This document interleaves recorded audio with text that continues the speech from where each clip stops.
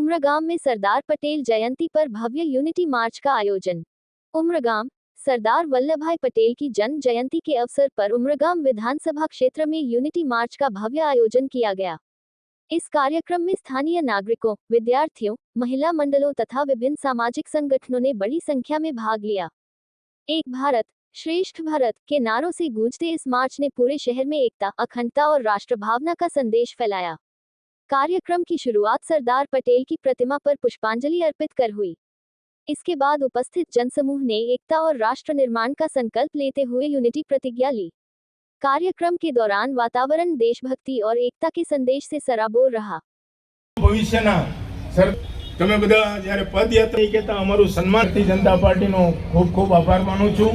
જય જય સરદાર વંદે।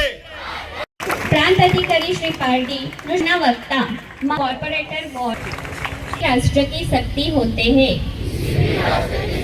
भारत माता के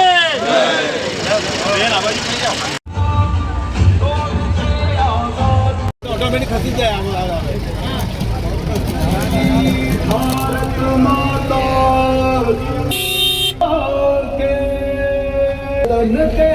આજે સરદાર વલ્લભભાઈ પટેલની જે 200મી જન્મ જયંતિ વર્ષ છે તેની ઉમરગામ વિધાનસભામાં અમે યુનિટી માર્ચનું આયોજન કર્યું છે। એમાં ખાસ કરીને અમારા લોકલાડીલા ધારાસભ્ય અને પૂર્વ મંત્રી રમણભાઈ પટકાની અધ્યક્ષતામાં પૂરો કાર્યક્રમનું ભવ્ય આયોજન થયું છે। એમાં અમારા જનચુદાયેલા પ્રતિનિધિ અને યુવાનો આટલી મોટી માત્રામાં જોડાયા છે।